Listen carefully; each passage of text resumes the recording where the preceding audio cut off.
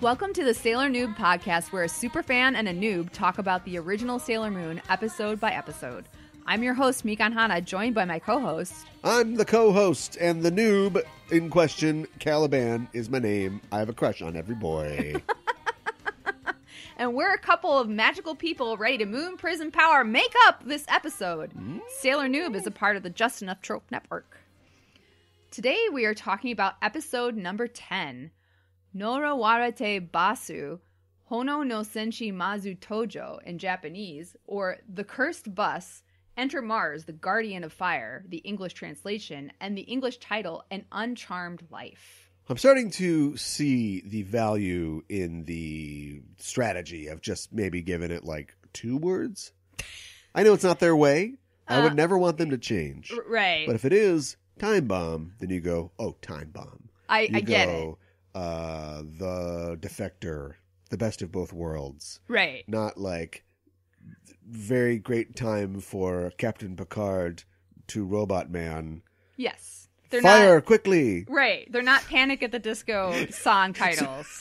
No, but yeah, well, they're not English titles either. No, they're not. Save it for the end. Would you like to give a brief act breakdown, It first won't impressions be brief, but of the I'll episode? do my best. All right. We open again.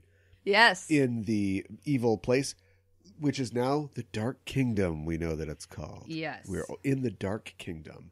And Beryl is, she's fed up. Now, she's a good boss. Yeah. She's not going to yell, but she's frustrated that Jadeite can't just get this thing figured out. Right. Also, we know that they got to find this legendary silver crystal. Yeah. And we also know that it's something that can be found by the good guys, too. So we got to get this and present it to the great ruler. Just getting all the little pieces here coming in from the edges, but we're starting to form a picture of a barn or something. That's what's on our puzzle. Yes. So we gotta figure this out. And Jadeite says, "Don't worry about it. I got it." Mm-hmm. Back on Earth, Ami is on her way to cram school, and already what I said is already taking place. Luna is she's Luna's star pupil, and she's Luna's really happy that Ami's so responsible. Yes. Ami's like, I've got to learn so I can be a sailor princess. It's like, what? Just like, you were just a regular student 10 seconds ago. Now you're like, this is just your life's dreams. You're going to be a sailor princess? She was like, taking this really seriously. I got to help Luna She out. had nothing else. What about college, kid? But anyway, some other friends show up and they say, hey, did you guys hear about the bus that disappeared? And there are 50 people on board. Yeah. Where are the cops? Actually, the cops, they do appear in this episode, don't they? The very beginning, cops are driving by, and we never see them again. You're right. So anyway. They're good at their job. But in this horrible dystopia that Tokyo is, yes, there is a weird bus stop on Sendai Zakawe Road where this bus disappeared. Mm-hmm. And it's right near a shrine, Hikawa Shrine. Yes. We get a big info dump here. Apparently there is a shrine maiden there that has psychic powers, and they sell amulets that do different things, ward off evil. I'm sure that we're going to get to that when we get to Japanese culture. Yes. So anyway, we cut to that shrine. Jadeite is there in disguise as somebody who works at the shrine, and he's sweeping, and he's lurking. Yep. We see a shrine maiden praying in a red hakama pants and a white top. And oops, am I giving everything away? No. We also see there's like a sort of horror movie-esque thing where nothing untoward happens, but we keep getting these cuts where like ravens, like in a horror movie, it's like somebody's walking in and then raven cut. We're getting that, so it's unsettling. Which I assume a shrine is not supposed to feel like. There are 3 girls there who are in different uniforms. They don't go to Usagi's school. You're correct. And the monk runs up and says, anybody want to work part-time? It's like, whoa, what's going on here? Yeah. They're just there to buy love amulets. Yeah. I assume that this transaction takes place. He also offers like prayer slips and horse paintings or something. Yeah. What are shrines, anyway? We find out that the monk is the grandpa of the shrine maiden, and we've had problems with this guy before. The neighborhood says that he's really lecherous, and we're all really worried about him. He gets yelled at by his granddaughter. Jadeite then, while the girls are leaving, hits them with a whammy. We don't really know what's going on. Yeah. But we know that the maiden senses that something has happened. She can sense evil. Yes. So that's the first step. Before you slam evil, you have to sense evil. Yes. And the girl, I forgot, our girls are there. Our heroes show up as well to check it out. And when she's sensing the evil, she's going to smite it. And she ends up smiting Usagi. Because which is such a great Usagi moment. is now just a joke in this show. Oh. Anyway, so she knocks Usagi out. Yes. They take her, I presume, into the temple building so she can recover. Yeah. Then, because Usagi's a joke now, Naru just yells out, "Oh my god, what a gorgeous guy!" And then Usagi's like, "Oh, I'm up." And Luna's like, "Let me watch him to the camera." Yeah. What's this show become? Grandpa comes in and hits on everybody and gets shooed away. The maid explains that he hits on literally everyone, and he hit on a young man last week, and now he's their live-in maid. Right. What is happening? This was on Toonami, but the other ones weren't. Right. But still, very LGBTQ friendly. I think that's great. Luna is kind of eyeing this girl. She's like, she's got prophecy powers. She seems like she hates evil. Like, is this somebody that we should know? Mm-hmm. Another weird scene. A kid's mom comes in. I know. And I think the kid is the kid who's living there. The live-in maid now, the boy. I think that's who his mom. I think. Please, I just want my son back. I think her kid is one of the kids that was on the bus. Oh, the dog. Okay. Yeah. But there's just girls on the bus. I thought she was looking for a son. Oh no, I think she was looking for her daughter. Oh, okay.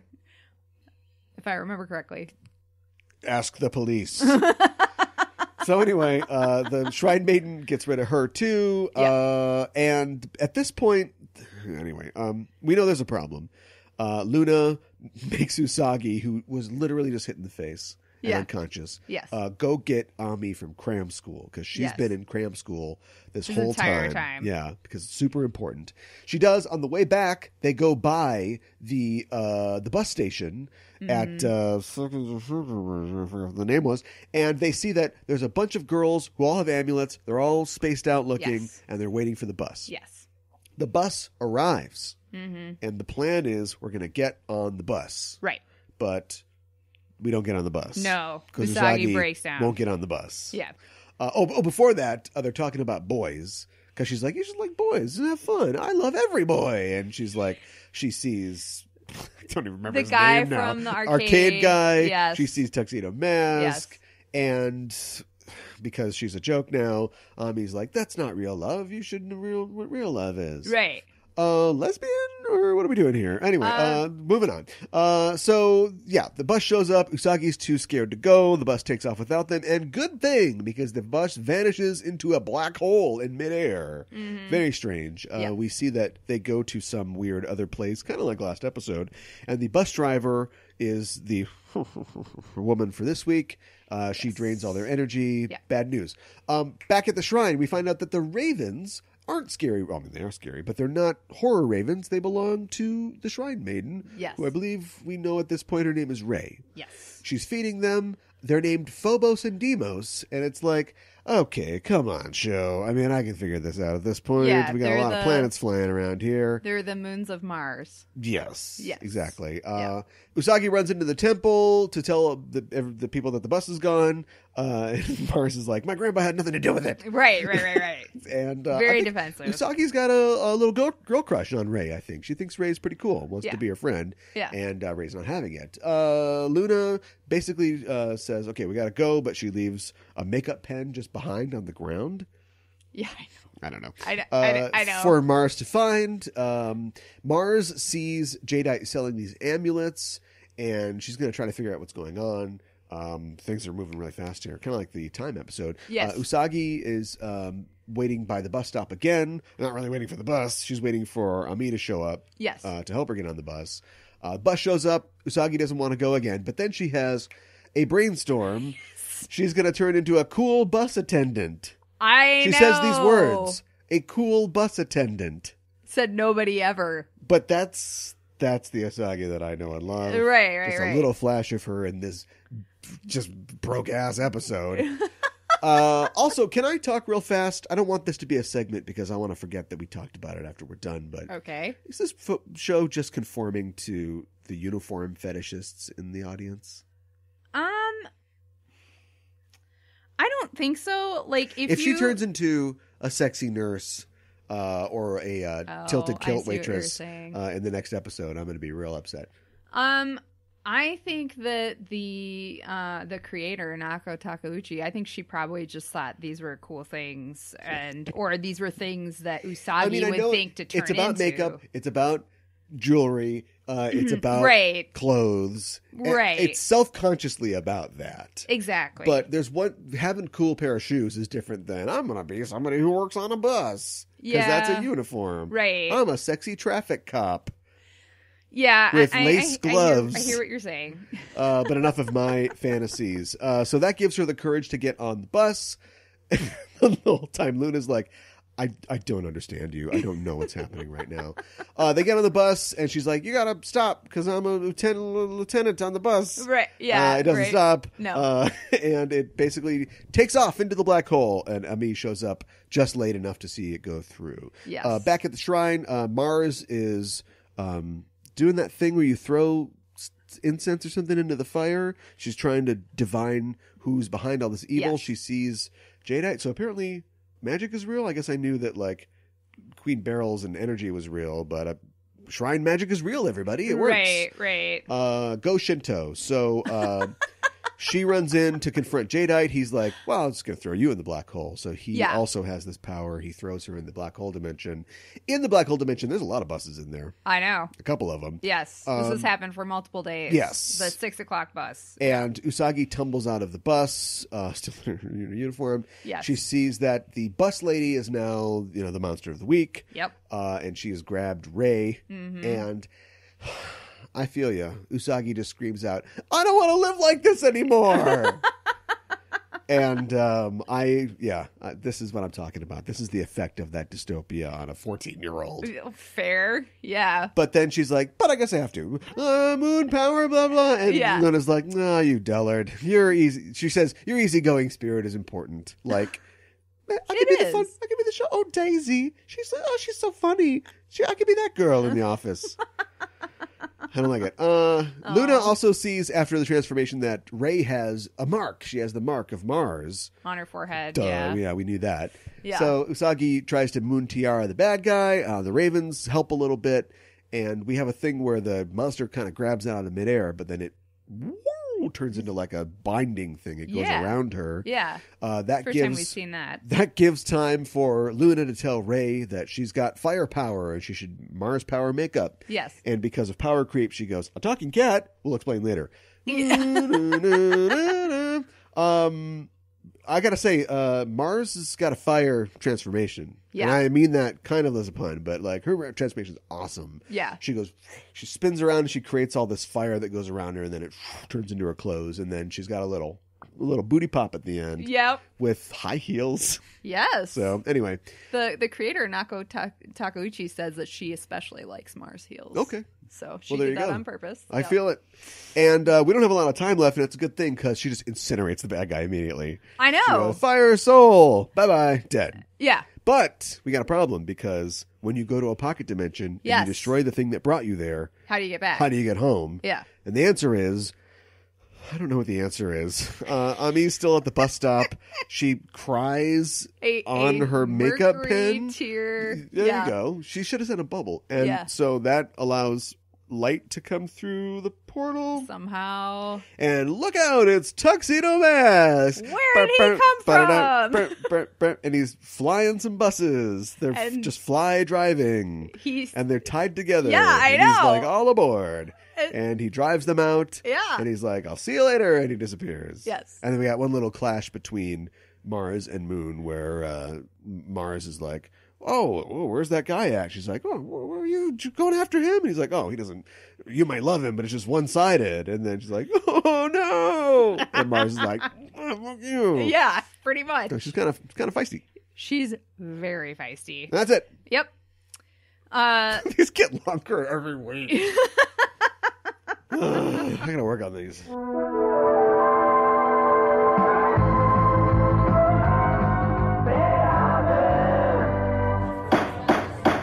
Your Honor, a courtroom is a crucible. In it we burn away irrelevancies until we are left with a pure product, the truth, for all time. Oh man, this is so intense. Data is on trial for his life. I know. This episode, The Measure of a Man, is based on the Supreme Court's Dred Scott decision of 1857. And every week on Backtracking, we take a look at the real-world events that inspired classic Star Trek episodes. Sorry. Shut up! Who are you? We're the hosts of Backtracking. I'm You Caliban. will both be taken to the brig and from there to the nearest starbase, where you will answer charges for what you have done. And I'm Gooey Fame. This is not a game. This is life and death. You can follow us on Twitter. Backtracking is available wherever you listen to podcasts. You go f yourself.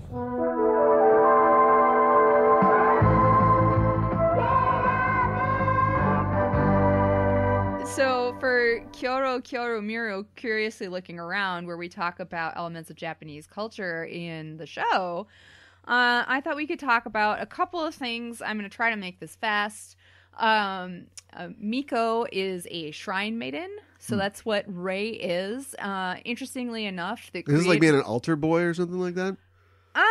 Kind of. I mean, it's traditionally like passed down from generation to generation, and so like if your mom was a shrine maiden, like you could be a shrine maiden. Okay, stop me if you're going to get there. But so I want to talk about shrines, Yes. shrine culture in Japan then, because if Yeah. it's a hereditary, then is it like a family business? Because this guy's got Kind like of. you want horse pictures, you got prayer slips. I got Skittles. Like, what are you looking for? Like, Right. you can buy all this stuff there. I get that it's like a tourist destination, but is it Mm-hmm. just? I guess we have that here. Like, if you go to a cathedral, you can buy icons and Catholic Yeah. stuff, and Right. buy candle lighters and things like that. But it's like a real business. Yes, it is. So, it's kind of interesting because like both shrines and Shinto shrines and Buddhist temples, they are like businesses, and most of them They are pay taxes.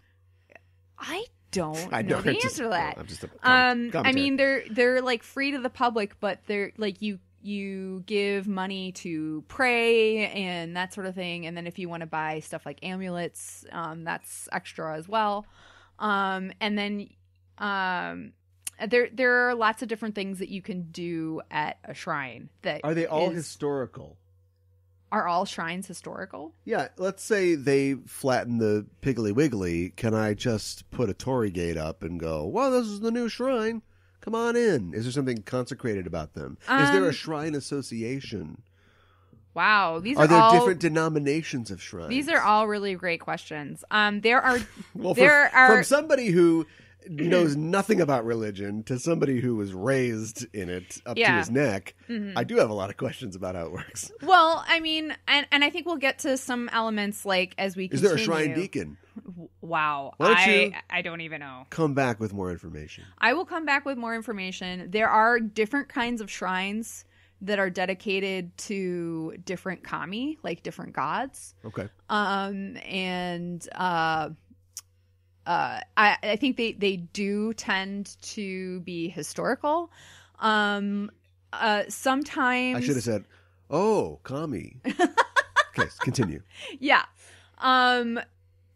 There is kind of like this with Shintoism, there's a lot of renewal. So sometimes with Shinto shrines, they will actually rebuild them every couple of years, like every 20 years or so. Okay, that would be kind of like a church burning their building down, throwing the pieces in a cave, and then pulling them out and rebuilding the church. Well, and I mean, that's they're commitment. Yeah, they're well maintained.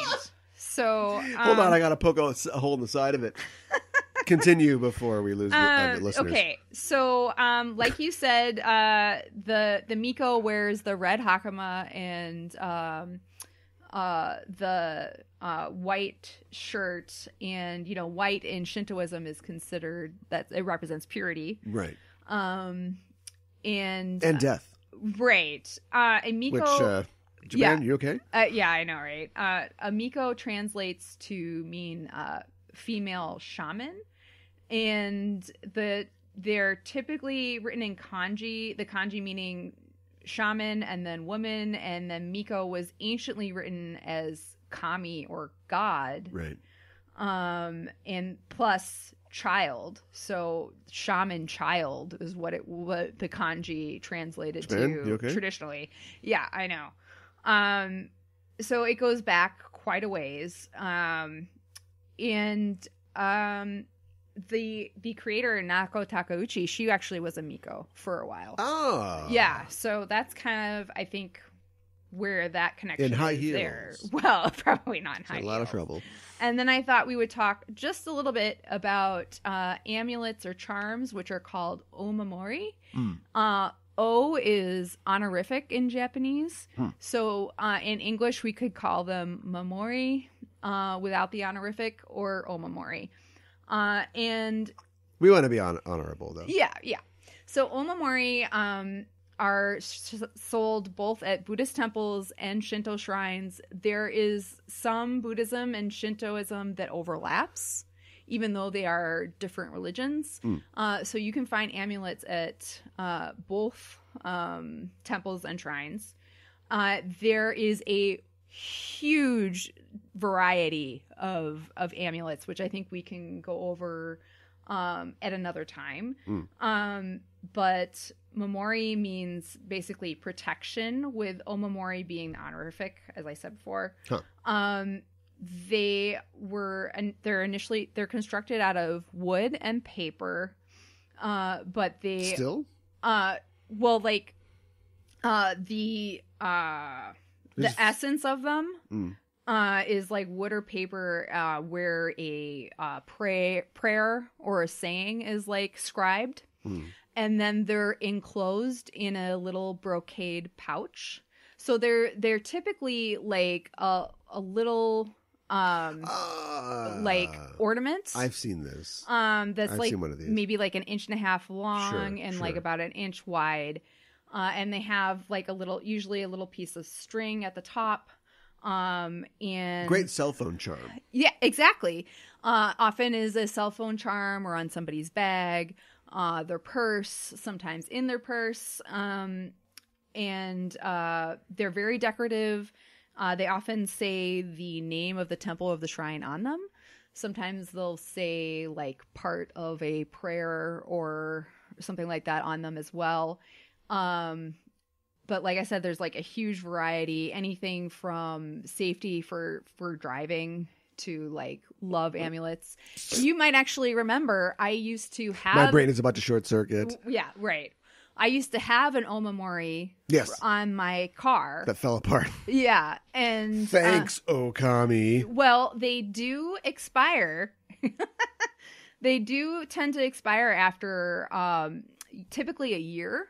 They feel like the luck and the warding off evil kind of wears off. Smart, planned obsolescence. So for your spiritual items. So what you are supposed to do is then give them more money. Well, yes. Okay, so but I think I get how this works. So you're supposed to go back to the shrine or temple that you bought it from, and either give it to an attendant, or so they could. Oh, this is a good racket. So they can burn it in a sacramental fire.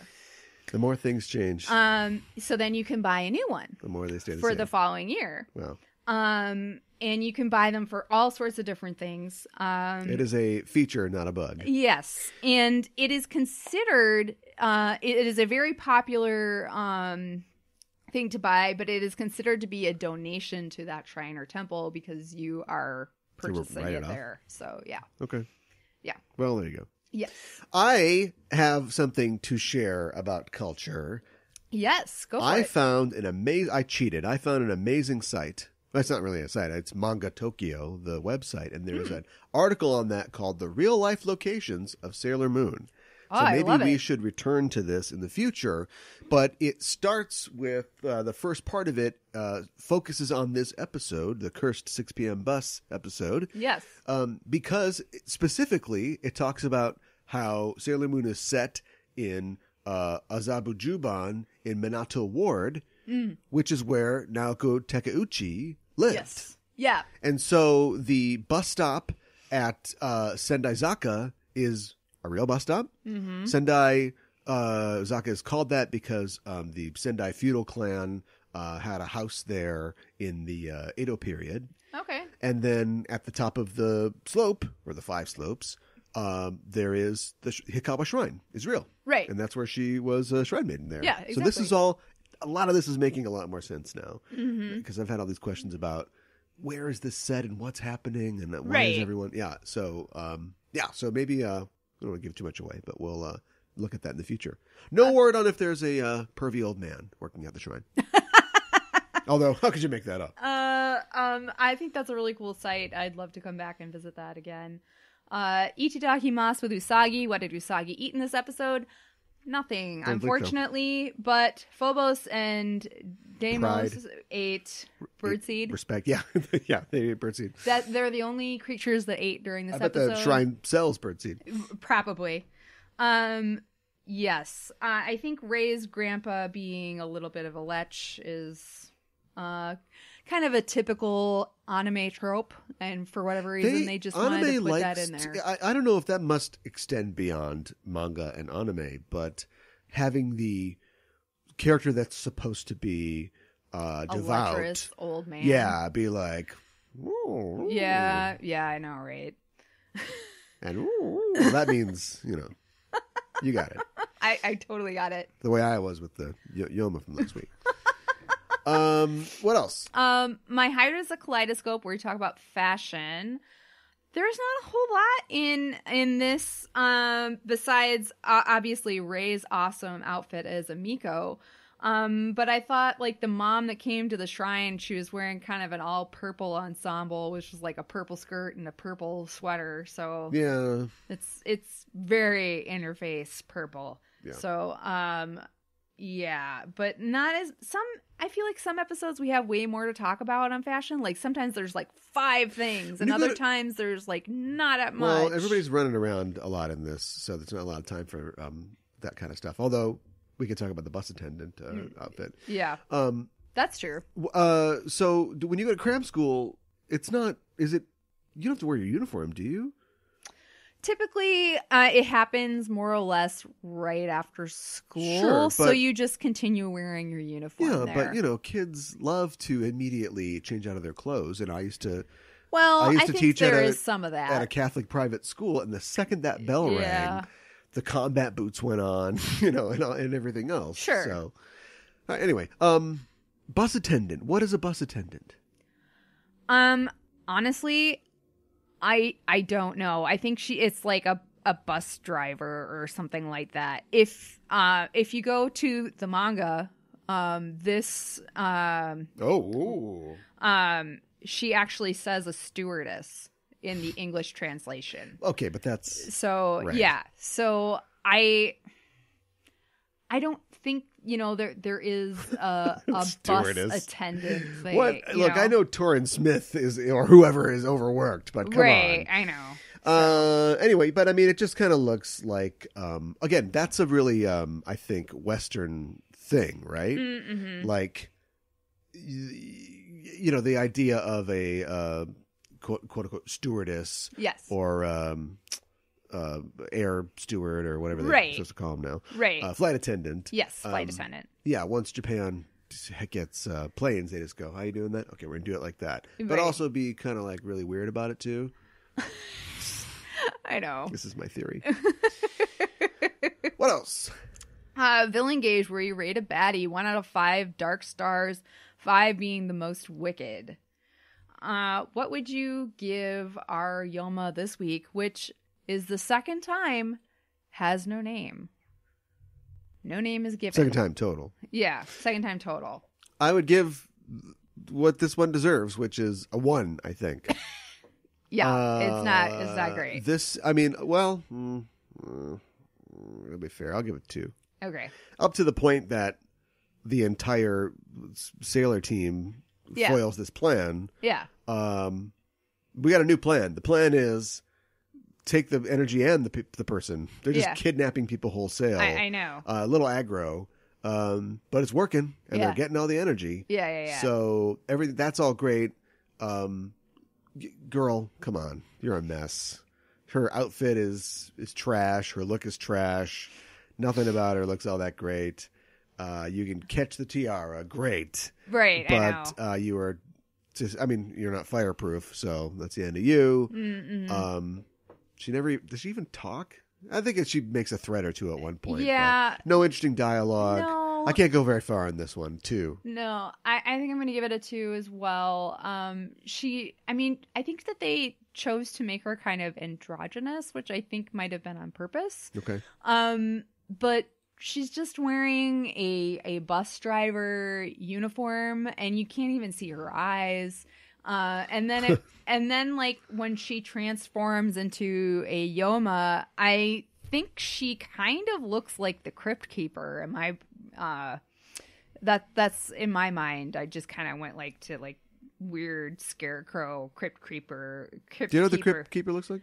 Yeah. It's got its face is all, there's holes in it, and it's all. Well, I feel like her face kind of looks like that, and then she's got crazy hair. But she just had she's got a short red spiky haircut. Yeah, I guess. I thought it looked like a troll doll, an anorexic troll doll. Okay, A troll doll with an eating disorder. I can see that. Let's roll it back. I'll do it clean. Yeah. No, Yeah, I give her 2 stars as well. not great. This is the first episode where we see Sailor Mars, Ray. I thought we could talk about her a little bit. Her last name is Hino, which he is fire. So, and Hino together for some reason means Sunfield. I don't know. Okay. But her last name of fire makes sense because of Mars. And then I love her ravens that they're named after the 2 moons of Mars, Right. of course. That's pretty cool. And that she's a Miko. That's pretty awesome. Right. What do you think? Boy, the last time we added a sailor, Yes. you know what happened. Our girl is taking a back seat here. Yeah. So I am doubly excited and scared as I was when Sailor Mercury came on board. But as far as your typical personality archetypes that you have in these shows, Yes. this is another piece of the puzzle. This is the Devil May Care firebrand character, Yes. literally in this case, who she don't care, and Right. you always like it when you need that character. Yes. So I'm glad this one's here. I also think it's interesting, she defeats the Yoma in this episode. It's not Sailor Moon, and it's not Sailor Mercury. This is the first time we've seen another character besides Usagi defeat or destroy a Yoma. It's RPG rules. So Okay. Sailor Moon is your typical, fighter. Mm-hmm. Sailor Moon is your striker, is your typical fighter. Yeah. Sailor Mercury is your Bard. Measure, your status effect. Yeah. And then she's your sorcerer, or not your sorcerer, maybe a sorcerer. Anyway, she's your caster. Yeah. She's your glass cannon. She's the big gun. Okay. Yeah, I see your point there. So we're only going to get 3 this year, but if a future sailor is a tank, can absorb a lot of damage, then we'll almost have a party here. Yeah. And I guess we'll just have to see how that goes. I just also love how Tuxedo Mask just randomly shows up in the black hole. I'm like, That guy's everywhere. Where did you come from? He's everywhere. He's just throwing roses and just showing up and I want an episode where we see from his perspective all the places he was. We'll see behind the curtain. So the truth is he was just riding the bus in his civilian identity, and he's like, "Whoa, what's going on? Whoa, I meant to do that. I'm Tuxedo Mask." He was just on the 6 bus idea. and got caught up in this. All right, now we are up to our rating, 1 out of 5 roses, and our English title. How many roses do you rate this episode? Well, I want to give Mars her props, and we welcome Mars to the show, but Absolutely. I don't Man, I guess I learned a lot about Japanese culture. But you can't, that's not enough to carry an episode for me. Yeah. So I gotta go 3. I think this is a right down the middle for me. Honestly, I have to agree with you, and I'm kind of disappointed. I really like the episode where we meet Mercury. I think we have an awesome Yoma in that episode, and we learned something about cram school, and we get some really great moments. Yeah. And I think we get some good moments in this too, but I think the Yoma being like so weak, just, I don't know, it just really kind of makes it kind of, like you said, down the middle. Yeah. There's this whole mystery, and they are trying to do, I feel like when the show wants to do like it's going to be a ghost story, yeah, you know, or it's going to be a Olivia Newton-John video, they usually lean into it. And I think maybe the busy work of introducing this new character, and maybe this premise would have worked if they weren't introducing a new character. Yeah. But I feel like ghost buses and black holes, and I mean, that's all top-notch stuff, but it gets blown through pretty fast. It does. And then, like, you know, sometimes, like, the Dark Kingdom, their plots are, like, really incredibly complicated. Like, Jadeite is working at the shrine. He is selling amulets, and he is also somehow doing some sort of power on them so that they go line up at the bus He's coming stop back late from his something. break. He's getting in trouble. Right. Grandpa's hitting on him, and he wants none of that. So my English title for this episode is Amulets of Doom. Wait, that's not... Is that not Englishy Doom enough? No, it'd be like, okay, mine is, Doom is your amulet. The girl has fire on her head. Like, that would be... All right. That's your English title. Okay. All right, fair enough. You're doing the Deke title. It's like, what's in it? What's in an amulet? Amulet of Doom. Sometimes it's like really easy for me to come up with Maybe English we should do a titles. Deke title from now on. You think so? Yeah. We'll try to like undercut something that's been undercut. Oh boy. We're going to go real clock look on this one. And it's like, come on. A hot time at the old shrine tonight. Meow. Next episode, we are talking about episode number 11. Usagi to Rei Tai Tetsu Yume Rando no Akumu. In Japanese, Usagi vs. Rei, Nightmare in Dreamland. Whoa. The English translation, and the English title, Nightmare in Dreamland. Okay, well, I mean, they had an early lunch on that one. They just piggybacked off of that. Fine. Yeah, that's better than nothing. Yeah. All right. So we have that to look forward to next time. Well, that is all for our show this week. In the Name of the Moon, we'll be punishing you next week with another episode of Sailor Noob. R.I.P. Torrin Smith.